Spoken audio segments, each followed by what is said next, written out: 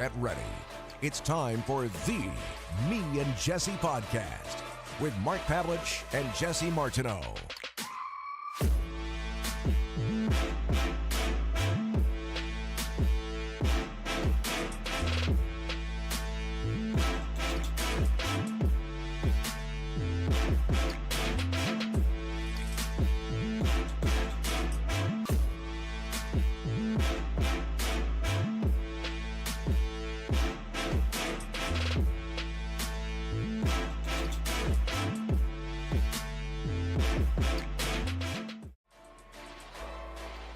Get ready.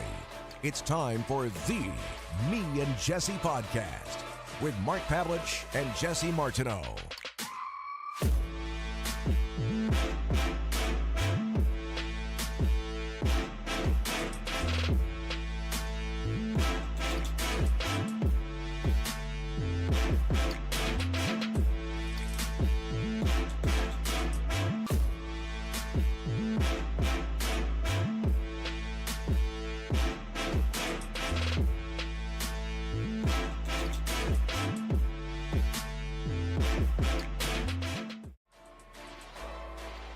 Get ready. It's time for the Me and Jesse podcast with Mark Pavlich and Jesse Martineau. Welcome back, everybody, to the Me and Jesse podcast. My name is Mark Pavlich, and in the Grove, the star of the show, the one and only, very tan today. I'm going to ask about that. Yes. The one and only Jesse Martineau, everybody. It doesn't take much to get tan. And this No. right now, no. No. Got to go out a couple times and then you're there. Mm-hmm. Although it was very rainy and now it's not. So that's good. We got to looking like a nice week coming up here. Let's hope so. Let's hope so. But you look good with a tan. Well, thank you. I like It's all that. All those commercials you're doing for Backscape. Yeah.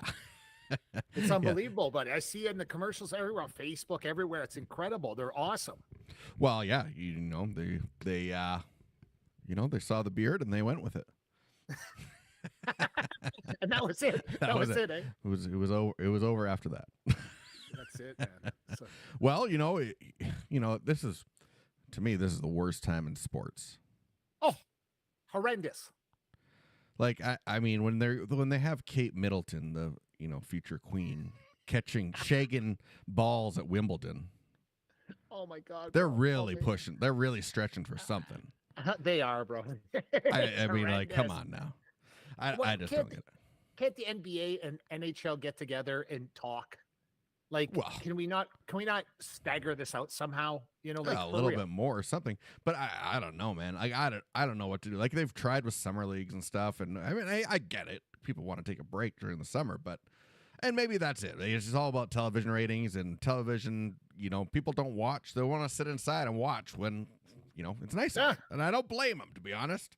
But yeah, in terms of sports, talking about sports, it's like the worst time because nothing's really happening. So you just pray for when football OTAs start. Well, preseason 2 starts in August, right? Well, yeah, So, I know, but yeah, the yeah, train, yeah. like let's see what's preseason's happening. horrible, though. Oh, It's yeah, horrible. It's I don't even know why we do this. I mean, I get I guess you gotta get it to game speed or check guys out. I don't know, but like all the good players are playing like one snap now. Like they're not even really coming out, and Yeah. so you're like, okay, I don't know. I mean, I'm not gonna sit down and watch a preseason game. I'm not even gonna say like if my team wins by 58 points, I don't care because it's preseason. It doesn't count. It's like the WNBA. Did you just say that on the show live? I sure did. Did you? Here's the thing. Okay, we'll talk about Did this you- then. Because the WNBA, Did you just say that I out loud did. on the show? It doesn't Oh, count. okay. Okay. When 400 people go to watch a game and you want $10 million a year to play, if you were to actually do some math here and say you just want an equal share of the revenue, well, the WNBA loses an average of $12 million a season.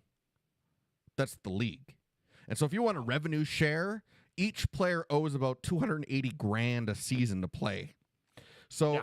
my thing is fine. You want to prove that it's that. Make it that. You want money. Get people to come to the game. If you're not getting anyone to show up, then it doesn't count anymore. Like that. Why are we doing these things just to have them. I don't get it. I don't get why. What's the point? And why are we trying to make it say what it is? That's what I like about the Canadian Basketball League. They're not trying to be the NBA. They don't need to be. They are an in-between league that, hey, we're going to do this, we're going to do this in Canada. We're going to try to get as many people here as we can. We're going to try to fill out these smaller size stadiums and do it that way. And what's wrong with that? What's wrong with doing things on a smaller scale? And then, because if it looks dumb on a huge scale and you're trying to do something huge and it looks bad and there's nobody there, it's worse for you. Well, I heard Charles Barkley say it best the other day. He said, lower the rim. And then people are like, what do you mean? He goes, yeah, let them slam dunk, lower the rim. Yeah. If they could, you know what? Yeah, that's actually not a bad idea. And I thought to myself, that's not demeaning anybody. You know why? Because if you could slam dunk it, we wouldn't have to lower the rim. Yeah. But you know what? It's missing the slam dunk. So drop the rim. And I'm not talking about drop the rim 10 feet, 4 feet. I'm talking drop it a foot. If you drop it, maybe even not even a foot, maybe 6 inches. Or whatever that is, like whatever that is. Every other sport has different heights for nets, especially as you're going up and down. Basketball's the only one. Like, in high school, they're putting it at 10 feet. So you're like, okay. Yeah. Like, do we need to do this? Why don't we accommodate every other sport with different ages and changing the height on things and whatever?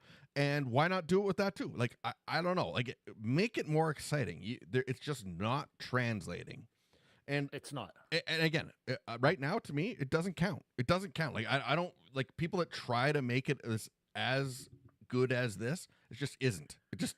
That's what we're getting into right now, though. We're getting into that. We're hearing them complaining and wanting to have the exact same pay and the exact same this. And I'm like, listen, you know what's funny? I agree with that with anybody in the workforce. If you're in the workforce and you know what I know, you deserve the same money and vice versa. Female, male, black, white, doesn't matter what color. I don't care. I've always been attracted to smart people, regardless of your race or color or creed or whatever. I love smart people. I can care less what color you are or what sex you are. You deserve the same pay. I agree. Now, if you could do what Michael Jordan does, you deserve the same pay. If you can't, you don't. And that's how it works in the sports world. It's very doggy dog. So do I think that female basketball players deserve to play? Yes, I do. You know what I also believe in? They should have took something like the Canadian Basketball League and said, you know what? We're going to go in like 6,000 seat venues, 7,000 seat venues, and try to sell these out and cause a huge demand for this, right? And then we'll go from there. Then we'll start to do this. We'll get more sponsorship. We'll get more TV revenue. We'll do all these things. Then you can ask for more money. Not until. That's the basic mathematics of it. Yeah, it really is. And again, it goes, if you want to take it even a step further now, then you get into the transgender sports, which we've seen, again, I think the world record weightlifter just broke the record by like 40 pounds or something crazy. Yeah. Mind blowing. So, okay. It's time that, the Olympics. It's just, it's insane. Well, right? Again, if you want to dress LeBron James up and put him in the WNBA, there's that, or you just make a third league. Like, do that then. Because, all these things trying to appease everything else, it just implodes on itself eventually. Well, in the Canadian Football League, we've watched what's happened now. We watched the people that went woke, they went broke. And you're watching the Edmonton Eskimos in town right now, haven't won a home game in 19 games. Okay. Is it that many now? Holy 19 moly. home games. They have not won a game. Wow. And let me tell you something. People are mad because, first of all, they don't want the name change. Just like the Chicago Blackhawks. Why are the Chicago Blackhawks still the Chicago Blackhawks? You know what they did? They said to everybody, we don't disrespect anybody. We have a great esteem for the American Indian. Why would we change it? We're showing tribute to the Blackhawk.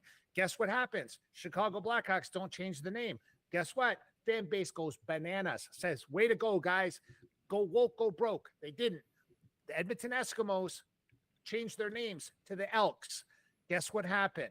A lot of really smart people that were raising money said, you know what? You want to change the name? You go ahead. We're out of here. And guess what happened? Did anybody see the game yesterday, CFL? And I'm not going to dog the CFL, but I'm telling you, there looked like there was 300 people in a venue of 60,000. Yeah.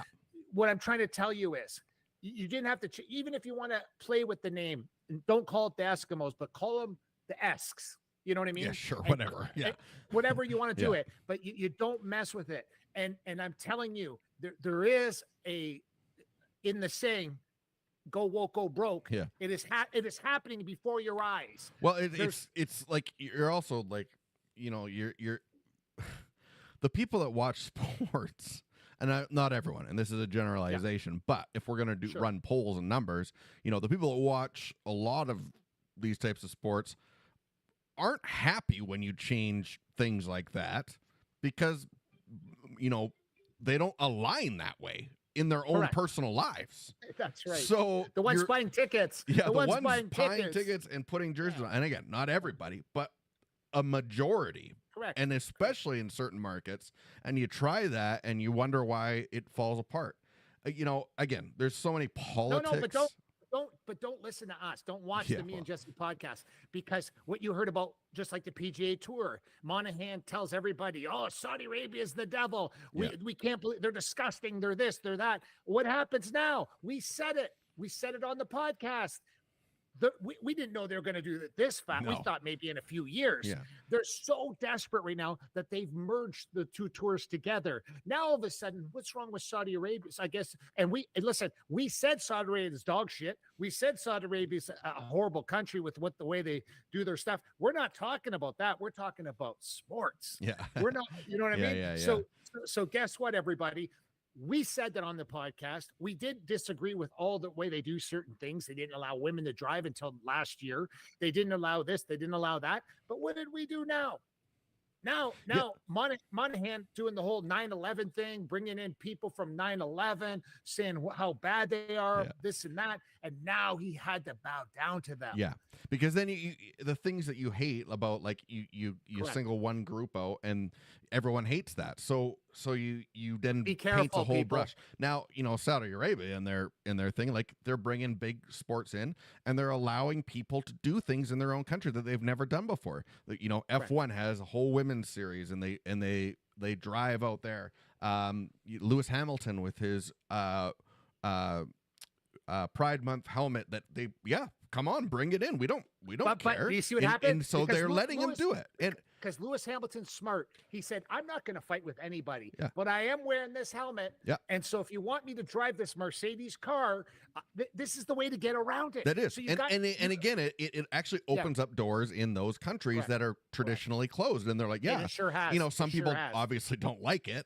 Fine, Yeah. but it shows that they're willing to move forward, and if you just shut them out, and we go back and forth for another 2 decades of they're bad, we're bad, well, nothing's going to change. So that these sports, actually, it's a commonality that we have. We love Correct. sports, and so we bring it in, and then we can start talking about some of these bigger issues. So, again, that PGA thing was an absolute political stunt that they tried to do, pulling in people from 9/11 things and that kind of stuff. Oh, it was horrible. Horrible. If you want to start talking about dirty money, just like, follow like the last 50 years of American politics. I mean, what isn't dirty?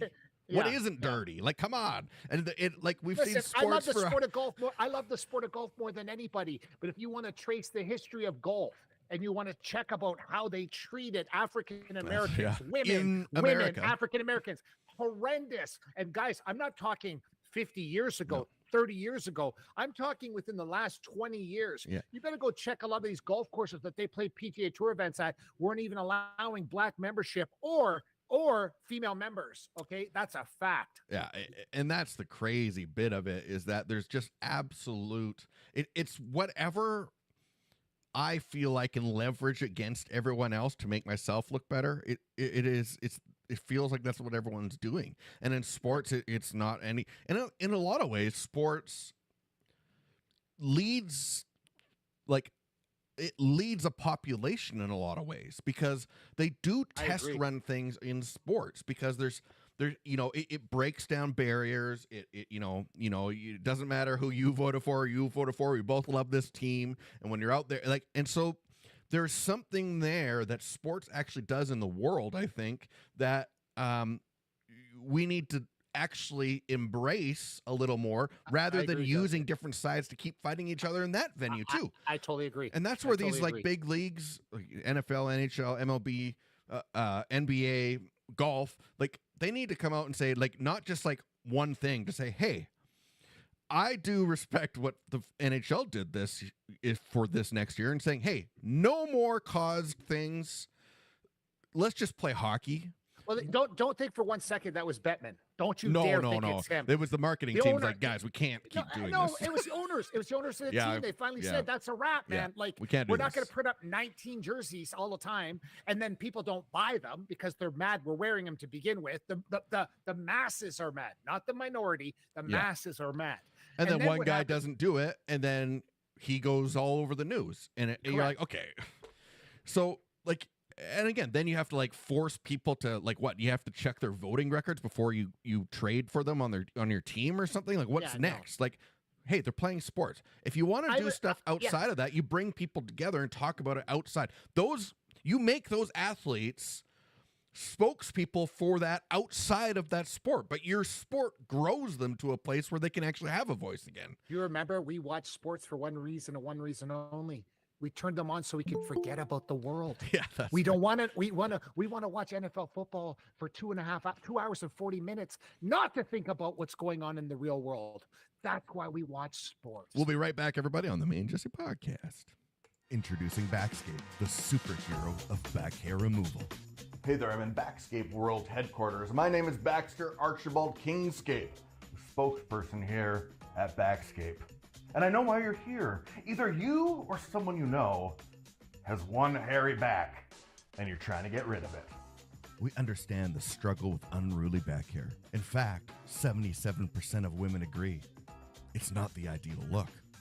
But don't worry, we're here to help you reach your smoothest potential. We've built Backscape to tame that wild back jungle in minutes.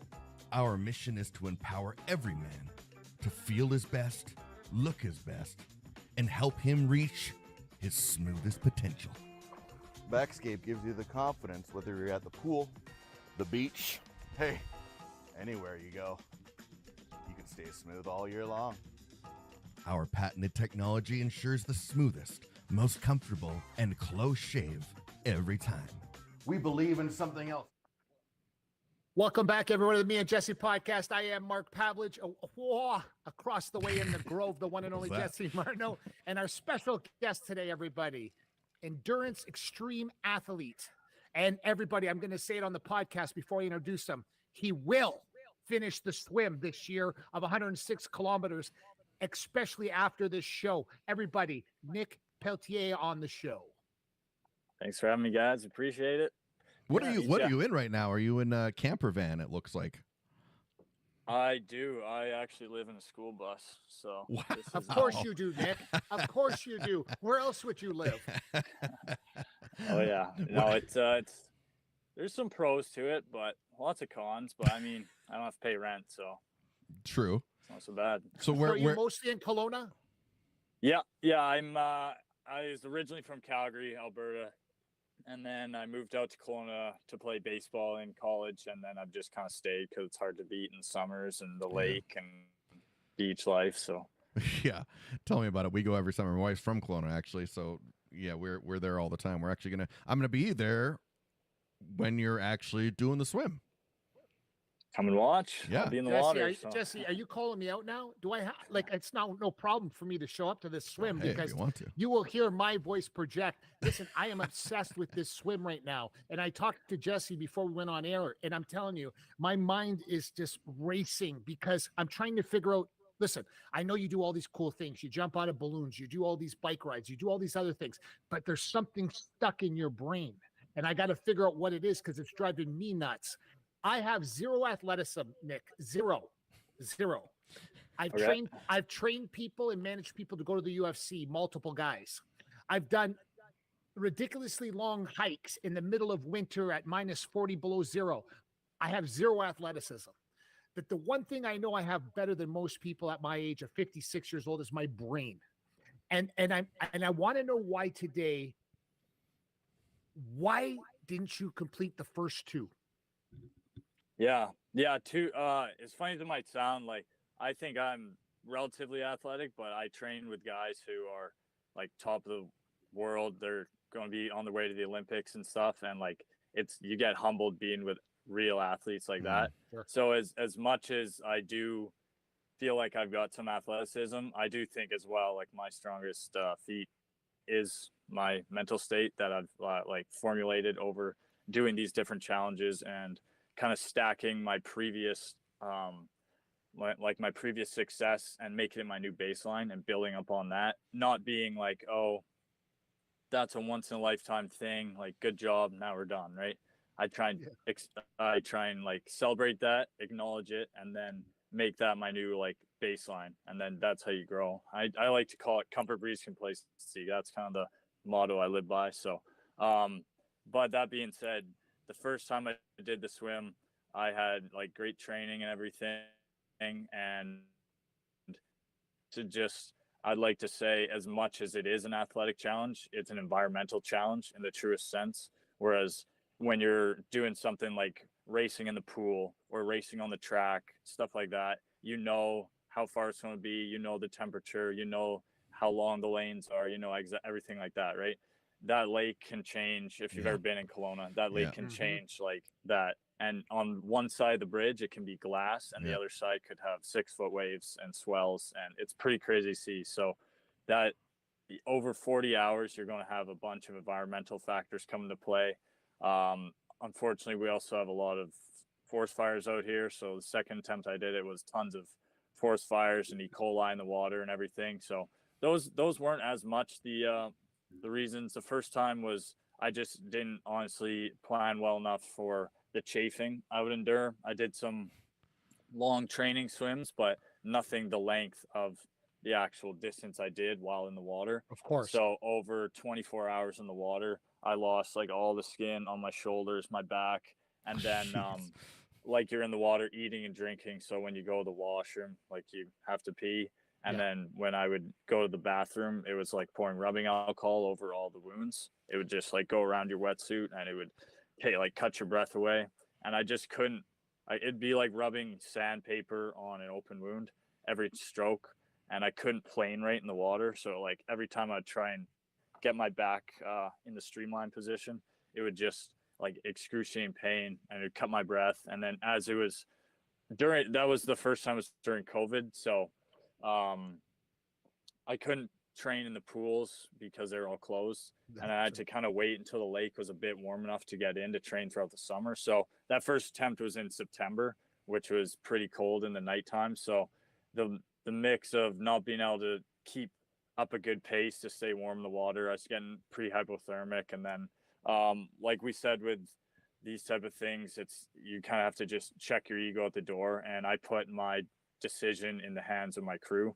So I'm not going to take myself out of the water, but they felt like I was getting into a dire situation where we were going from 3-4 kilometers an hour to like 500 meters an hour, which is like nothing if you know swimming, right? Yeah. So at that point, it was just kind of like, we're going to exit. And then I had like a bad recovery with that. The wounds got infected and everything. And then second time, more diligent training, fixed that chafing issue, which was awesome. Had gone a sleeveless wetsuit, so this is all open, but then we have external sleeves that go up to about here. So all that area that was chafing, it's gone. And we found a good lubricant mix of Vaseline and Equate diaper rash cream. So we got like a bunch of different things dialed in. And then, like I said, just environmental factors. It could have been the wind hitting me from a certain way. I don't know, but this shoulder just gave out about, again, 22 hours into the swim, and it forced me to have this weird, I couldn't just go like a normal stroke. I had this weird stroke where Like a I glitch? slapped my There was wrist a gl- off there the was a- water. There was a glitch in it. Glitch in the matrix. Like Yeah, a glitch. exactly. Yeah. And then my wrist popped, and all the fingers on my hand went numb. I couldn't open or shut it, so it was just dead. It was dead arm basically. So I could put it up like this, and I tried swimming like this for 2 hours. But then again, it's just, you're not making any time up. You're just basically, the headwinds were so strong, and the fires, they're blowing this hot thermals over the hills and blowing in ash. It looked like apocalypse. It was pretty freaky, but just no excuses really. It's just realities. I like So to the say. two, Like, I so the just first, didn't have it on those days. how far did you go the first year, and how far did you go the second year? First year was 52 kilometers. Second year was 50. So How long should it Yeah, all and take? 40 hours, you say? yeah, my goal is sub 40 hours, which is if I'm holding around 3 kilometer per hour pace with eating and everything, I should be right around there. So with a what's few the hours to exact spare. date? What's the exact date? August what?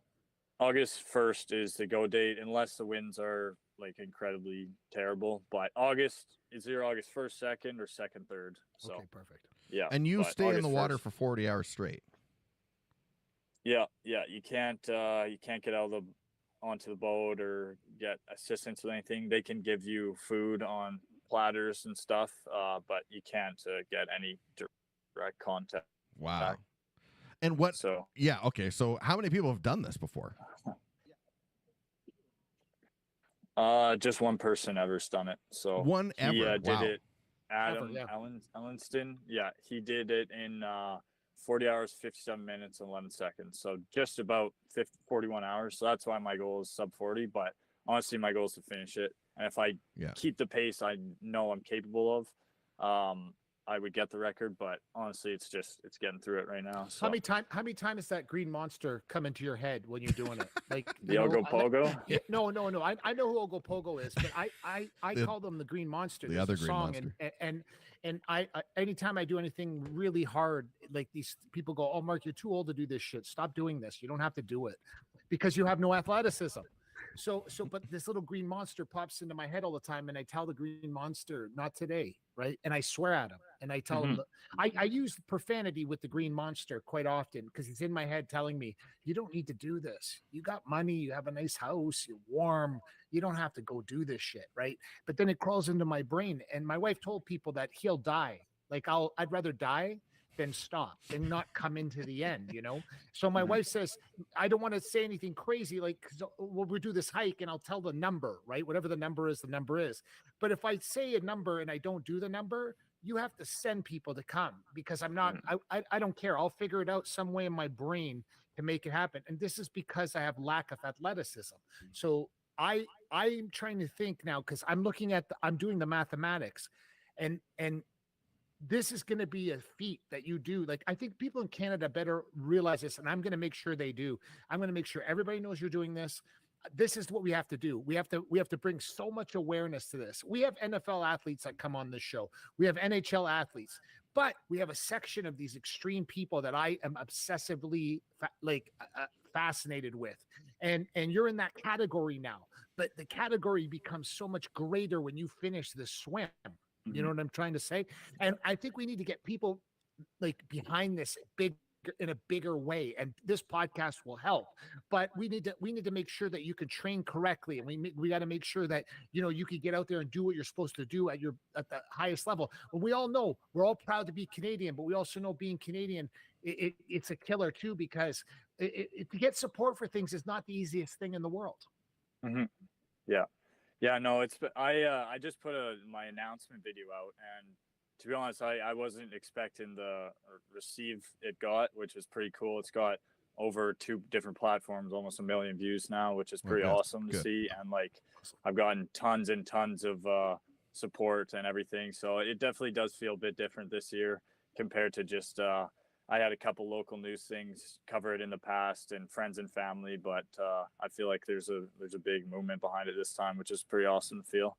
We'll talk about the mental side of it because I think obviously that's such a big part. So, you know, your first 2 attempts, how long, like obviously you have injuries to recover from, but how long does it take your mind to recover to want to do it again? Yeah, it's something that it's not really a want. Like it feels like more of a need. Like 100%. That's good. I like that. Yeah, it's important to say, I think. Failure doesn't really sit well with me, and it's tough because basically every other thing that I've attempted, I've completed. And like you're saying, talking about just not taking no for an answer, doing treks across Mexico by myself, doing treks across the United States, doing ultra runs, doing ultra paddles, doing all sorts of stuff. So yeah, I feel like I'm just trying to be somebody who can be like the most versatile. You drop me in the water without anything in the desert, draw me anywhere, and I just want to like get the job done no matter what, right? So it really is that motto I live by, that comfort breeds complacency. So like you were saying, every time you don't want to do something, it's doing it, and like knowing that, yeah, every day that you don't want to train, don't want to do that, you're like, I know David Goggins talks about it, callousing your mind, stuff like that, right?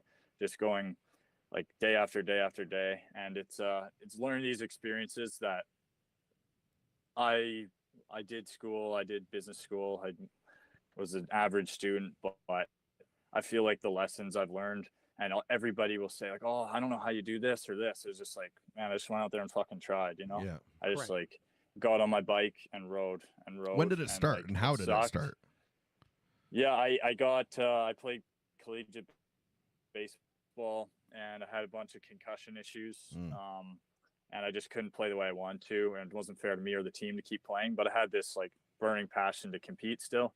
And my dad always did triathlons growing up, so I tried, and I like ran and biked and stuff growing up as a kid. So I got in with a coach in Kelowna, Luke Way, through Balance Point Racing, and he trained me up, and I got in and did like short course triathlon, so sprint and Olympic distance, and did some races for the age group Team Canada and Switzerland and places like that. And it was a lot of fun, and training with one of our teammates, Brock Hull. He's on the Canadian team now.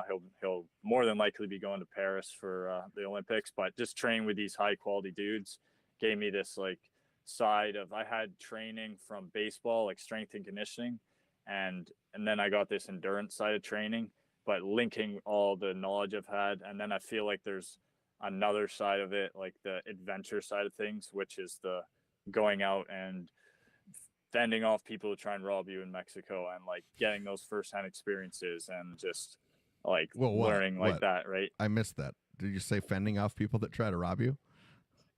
Yeah. And when I was cycling across Mexico, awesome people. Everybody I met was awesome, except one guy tried to rob me for my boots. He tried to steal my boots off the back of my bike.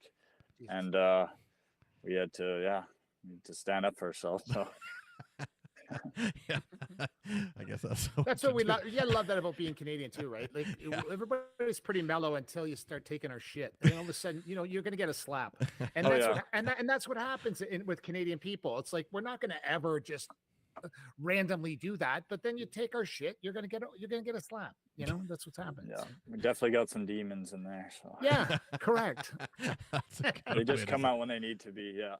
Yeah, exactly. So how's the training going now, and how do you feel about? I mean, August 1st is coming fast.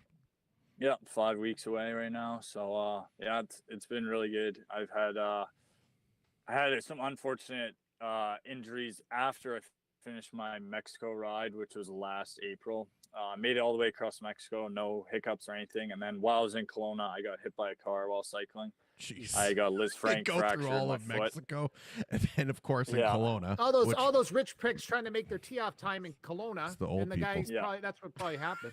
Yeah, Range Rover ran me off. So there you go. So I hurt my foot, and then I was in a boot for a while, and then when I started to come back into running and in a week like normal. I think the old camper van's blocking some of the signal. I do too.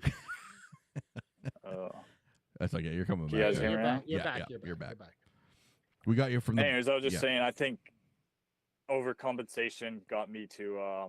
I had a stress fracture in my other leg, so basically for the past year, if I've wanted to train, it's been swimming because it's low impact. So I've just been putting like miles and miles and miles in the pool and in the open water, and got a lot more base from when I did even the past 2 attempts. So we got things that we had to learn the first 2 times, logistical problems ironed out, and now hopefully the physical parts get ironed out as well. So it was frustrating. The second attempt I did a practice swim with my dad, who, like, not many people know about this, but I went from the bridge in Kelowna to just before Penticton. And it was on the hottest day in Kelowna's history. It was 46 degrees, just my dad on the kayak by myself with him for 17 hours going. And I felt like perfect that day. And looking back, I kind of wish I just did the whole thing that Just day go. because the water was like perfect and everything was perfect. But I actually made it further on my practice swim than I did on the real attempt, which is wild. Wow. But yes. So was that minus wetsuit and everything when it's that hot? No, I still have the wetsuit. It helps You with did. just keeping your body temperature regulated, and it helps a little bit with buoyancy and stuff. So I always go with the wetsuit for this type of thing. So. Are you going Vernon to Penticton's? That route? Yeah. It's not actually Vernon. The lake kind of splits off into two. So Vernon's on this arm, and it's actually a higher arm. So it's an extra like 13 kilometers. But starting on the Vernon end, going down to Penticton, I found that the winds are more favorable that way. So. Do you change your stroke during the like? Are you changing your stroke ever? Like, do you go to breaststroke to front crawl to like, or do you just stay one stroke the whole way? It's mostly front crawl, but yeah, sometimes you do give yourself a little bit of a break and mix in some backstroke or some breaststroke or something. But like front crawl is what I train, and it's the most efficient. So but yeah, it is nice to just it's actually more work to eat and stuff than it is to swim because you're trying to tread water just with your feet and just eat with your hands and stuff. And we do a lot of nutrition training. Like right now, I practice with different nutritions, finding out what works.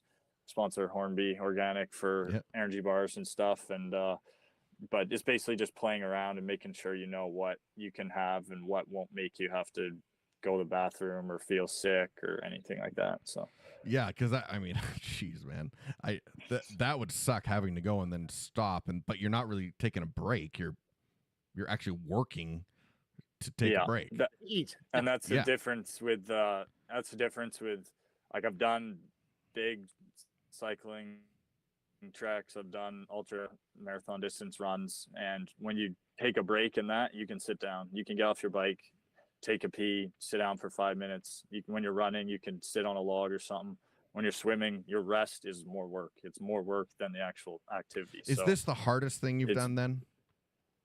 Yeah, 100%. This is, I remember in my attempt when I was 20 hours in, telling one of my Jackson, one of my support guys, I was like, I would do our America trip like this just to get out of here.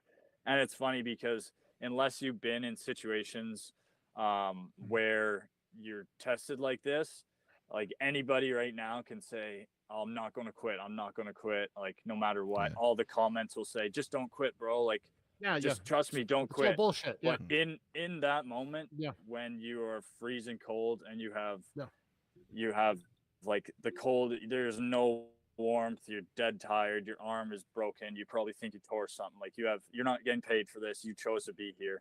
It's like you have to know why you are there, and like you have to have a solid why. Otherwise you're just going to be like, I will take the easiest route out. I don't care about how many people, 1 million people seen this video. I don't care, man. I just want to be out of this water. What's your why then?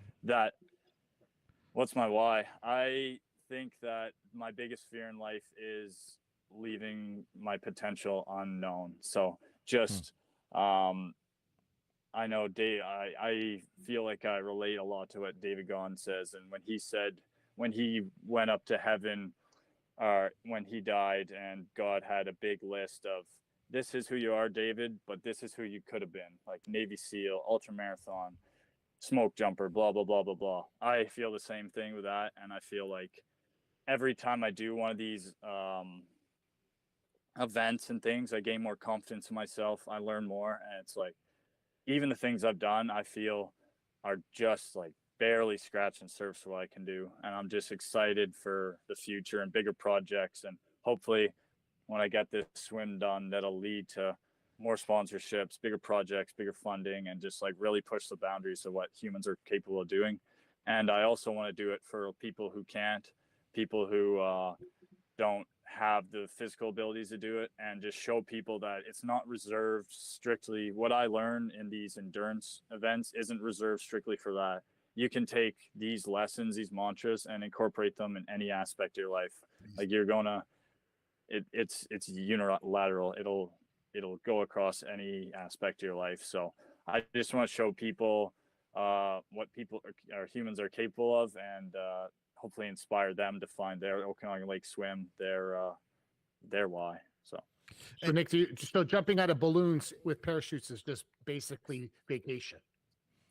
Yeah, I mean, again, that's another thing. I always wanted to do it, and one day I just was putting it off year after year after year, and I just said, "Fuck it, I'm going to do it." So took my bus out to skydive Vancouver Island and stayed there until I got my license, and then yeah. But that's another cool thing. It's like these paths that you don't.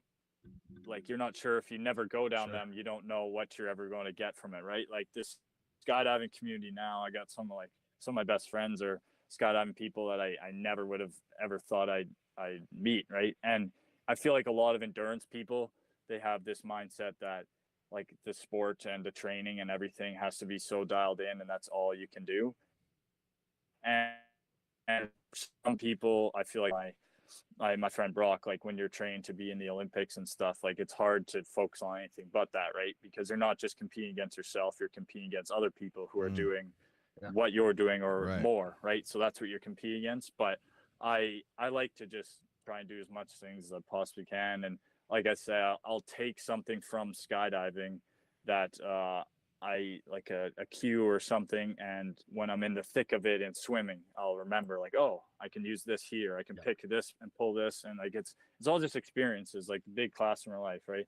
So I just and I feel like a lot of people who might be more money oriented or focus on things, if it doesn't bring monetary value, it doesn't seem like it has any worth. And to me, it's like, I don't get paid a lot to do this stuff. I live in a school bus, but you're doing it. What I'm doing, and I'm enjoying seeing what I'm capable of, right? So, and I know that like if I ever want to get a certain job, I have my degree, I've taken care of that side of things, but I want to see what I'm capable of, and I may as well do it while I'm young. So just fuck it, let's go. That's the best mentality, I think. Do you think ahead of like what's next, or do you just this is all I'm talking about right now? I got a list. You can even count how many things I want to do, but at the same time, it's like I realize I got to focus on this for now, right? Yeah. So it's funny though, like even when I was cycling across America, and it's like a mind-numbing prescription of prolonged repetition. So you're just doing like your mind will go to these wild places, like what am I getting for Christmas for my sister and in a year from now, like, but random stuff, right? But you're also thinking about what you want to do next, and like even when you're not even done it yet, right? So that's one thing that's nice about is your mind will, if you just go no music, no external motivators, and just see where your mind will take you, it'll take you to some cool places. You'll learn some cool things about yourself. You will learn something if you just go out and go. No external motivators. I know I train with music and podcasts and stuff, but I also train without it. Like every time I swim, I don't have any music in or anything, and I just want to be in those thoughts and know that, hey, this sucks right now and I don't want to do it, but how am I going to get through it? And I try and focus on like this swim. It's very daunting standing at the start and saying I'm going to be in this water for the next 40 hours and I'll have to swim 106 kilometers. But when I'm training and everything, and I'll take the same mindset when I'm in the swim, it's the kilometer you're on is the only one that exists. The ones that you've done don't matter because you're there, and the ones that are coming up, they don't exist yet because you have to get through the one you're on to get to those, right? All you have to do is focus on the one you're on, get through that one, and find a way. There's no right or wrong way. That's another thing. There's like anybody can do this stuff, and you can be a masochist type of guy like David Goggins, just loves the pain. Or I don't know if you guys know who like Courtney Dauwalter is. She's an ultra endurance athlete, like super bubbly, happy, eats candy and nachos and beers. And like, I know she has her own, like she has that darkness within her, of course, but I mean, different people do things different ways. Do you believe that, Nick, though? I don't think anybody enjoys the pain, including Goggins. Like I remember, Goggins says he doesn't like it. That's why. Because I know, but so many people say, like, I remember, like when I was training people and fighting, like people are like, I love getting hit in the face, And I'm like, no, you don't. No. You just don't. Like, no one likes it. I don't like it. I learned a long time ago not to get hit in the face, right? And it's like, I tried to explain that to people. I'm like, yeah, but you look like so comfortable with it. I'm like, yeah, you learn how to get comfortable with things. And this is a different type of comfort I'm talking about. This is at the highest level of comfort. I'm talking about sparring professional boxers and professional MMA fighters, and you look comfortable. That's a very bizarre mentality to have when you're not a professional athlete. And it's the same thing. And I agree with you, because when you're saying is about your comfort is a bad thing for you. But what I am saying is when you get to the highest level and you can get in that swim and be comfortable with yourself in the swim and lock that in. And when you're at about 84 kilometers and you go to yourself, oh shit, I only have 22 more to go. You know what I mean? And 22 is a lot. Jesse, it's like swimming to Leduc to downtown Edmonton and back. Yeah. Oh yeah. It's okay. Swimming. Yeah. No, I know. I mean, I've driven the whole lake nuts. before. It's not a joke. It's nuts. This is a big deal. And this is what I try to tell people, like you're on the show for a reason, because you're on the cusp of becoming a very big deal. And I know because I've looked through your stuff and you've got your dick knocked in the dirt multiple times. So this is the time right now, August 1st or 2nd, when the window opens for you, when you're out there, it's like, I don't know why, I just got this overwhelming feeling like you're going to accomplish it this year. Yeah, that's another thing too. There's always so much build up and lead up, and it's almost like a relief to just get in there and start, because now it's like all I gotta do is swim. Now it's like the hardest part's over, and that's another thing. Even like I was talking about what you learn doing stuff, like they don't teach you how to set up a crew of 20 people and get sponsorships and boats and logistics and everything, right? So once you do all that stuff and it all comes together and people are there and they're all there to support you, and now it's time to go, it's just like, all right. And that's the thing that excites me, is like, I know you're talking about the comfort and everything. And the guy Luke, my coach, who was helping me with some training plans and stuff, he said you want to be feeling great by the time you get to Kelowna, because that's the hard part, the second half, right? So like you don't want to have to, grit should be the icing on the cake. It shouldn't be the whole game plan, right? Yeah. So it should be the thing that helps you get to the end, but it shouldn't, like, your training should be the thing that gets you there. And again, I'm doing the work, and I hope my body holds up. And if it doesn't, that's where the grit comes in, right? So, but at the same time, I like to feel that feeling of my back's against the wall and there's nowhere to go but forward. So let's see what we can do. That's like the Mexican trying to steal your shoes, man. It's the same mentality. It's like his back was up against the wall. Yeah, man. It's like, you're stealing my shoes. No. And it's a weird thing, man. I'm telling you, but these are these little nuggets you got to put in your toolbox when you're out in the water and all. I mean, I'm sure you got a gazillion of them from your rides and jumping out of balloons and doing all these crazy things. And listen, and playing baseball and not being able to finish that because of concussions, those type of things, those all got to be in the toolbox come August 1st or 2nd. They got to be.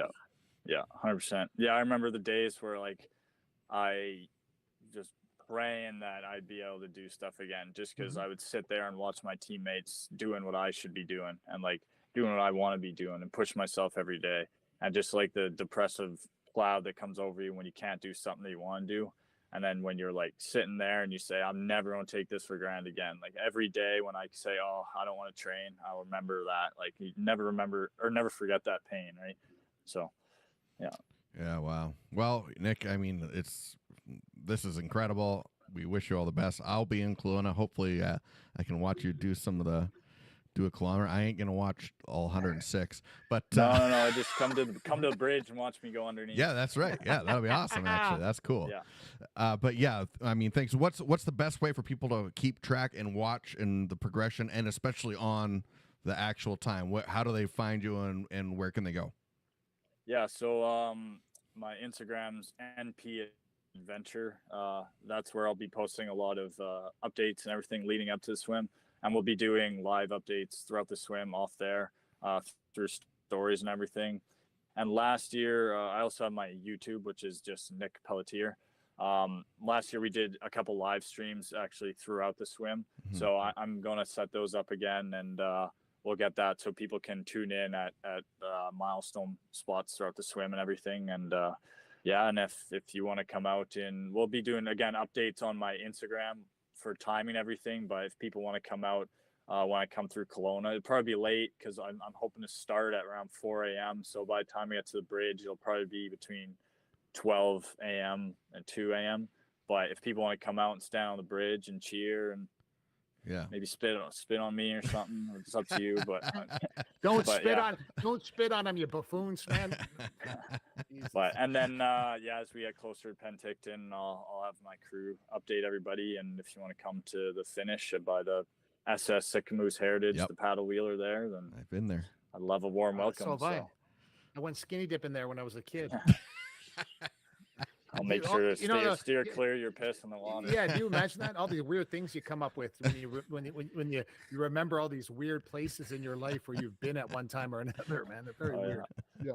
Well, thanks so much for spending some time with us tonight, and we wish you all the best. And hey, man, good luck, and we're cheering you on. Nick, luck's got nothing to do with it. Nick, luck's got nothing to do with it. Nothing.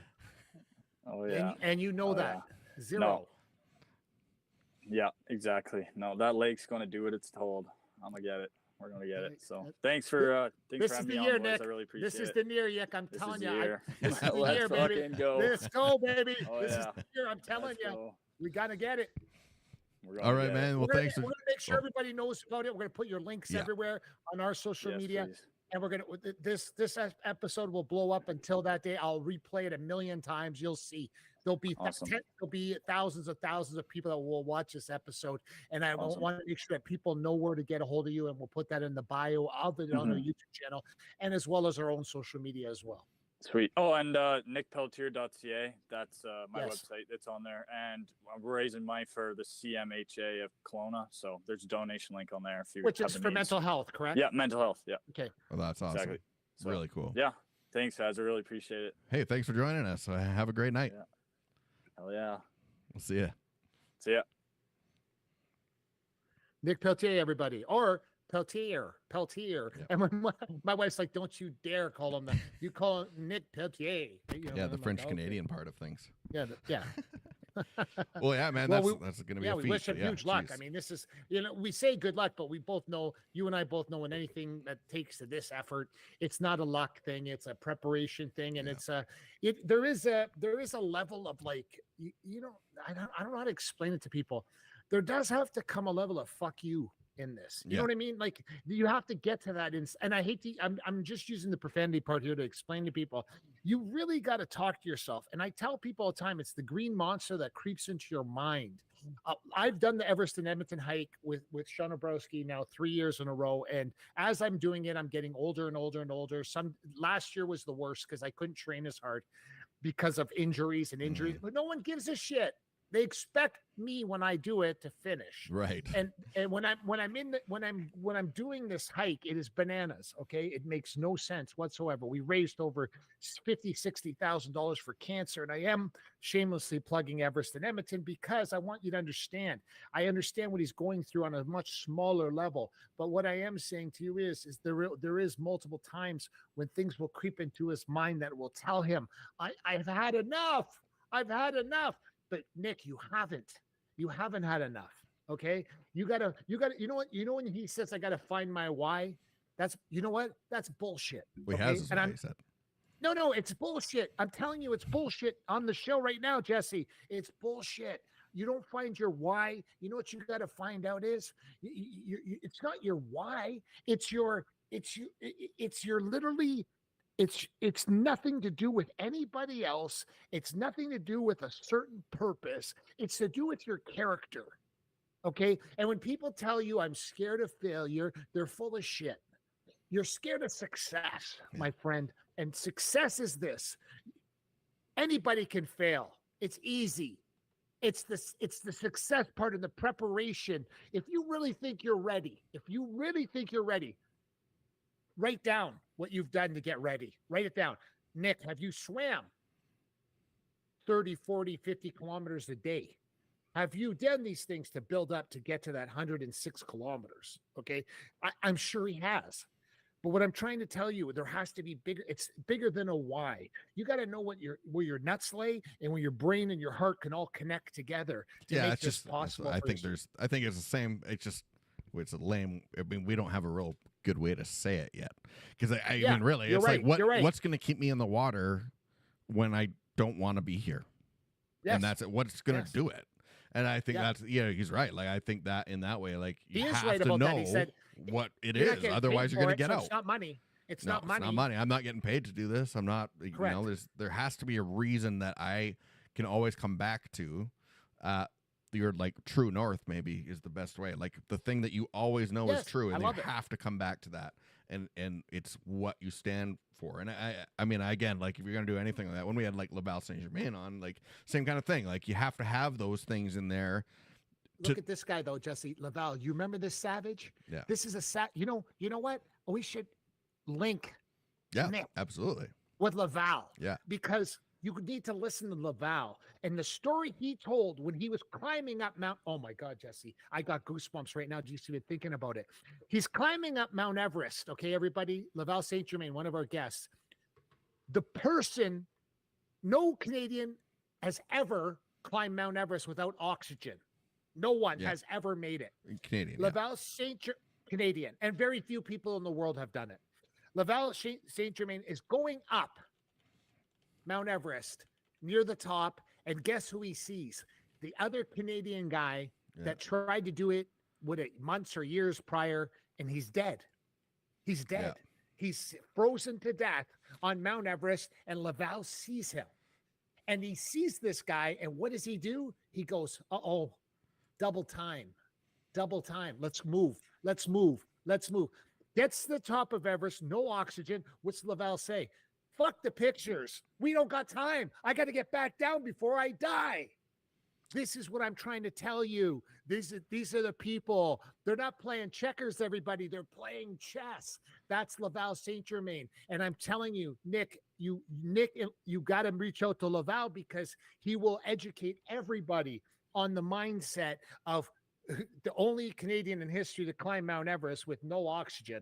But the point I'm trying to make is Laval does long bike rides, insanely long bike rides. He does all these really cool things. But what I'm trying to tell you is the day he told the story to us on the Me and Jesse podcast, climbing Mount Everest with no oxygen, and he sees the guy that died prior. And that's right there. And then he knew, we don't got time for selfies. We got to get out of here.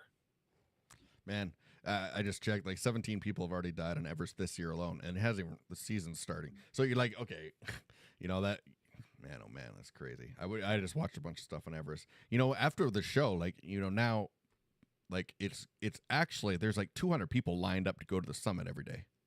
Yeah. It's crazy.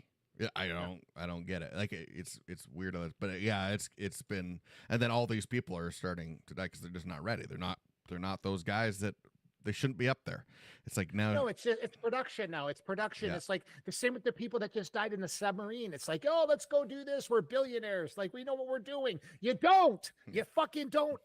This is big time shit, guys. Yeah. Climbing Mount Everest takes time. These people are making so much money with getting people to climb Mount Everest. They're taking everybody's money, but they're not ready and they're dying. Okay. And it's the same thing what happened just the past few days here with the submarine. The same mentality. It's like, oh, let's go in a submarine. I'm a billionaire. We'll figure this out. And boom, boom, boom. They're dead. Yeah. And it's like, you know, it's just stupid. And when you see stupid coming, you know it's coming. It's like when you're not ready, you know you're not ready. Okay.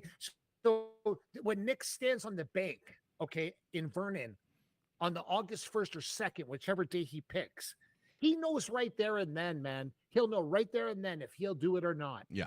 And he'll know I'm ready for real or I'm not. Yeah. You know what I mean? And what part of my guts do I have to expose to get through this? Well, everybody, thanks for watching tonight. And remember that you can head over to crystalglass.ca for all your glass needs, or call 310 Glass. Over 100 stores across Canada. No, not anymore. They have 49 stores in Western Canada. In Western. Okay. Western Canada. Yeah, they got big plans to do some big things coming up. I can't say right now though. All I right, got to well, keep that on the Q. I got to keep that on the QT. And don't forget, everybody, Backscape, the #1 product on the market for men's back hair. Not just for back hair, everybody. Front hair, back hair, arm hair. If you're not into it like me, you use it, and it's a fantastic. Swimming body together. I do. Yeah. I do. And I love it. And it's a fantastic product.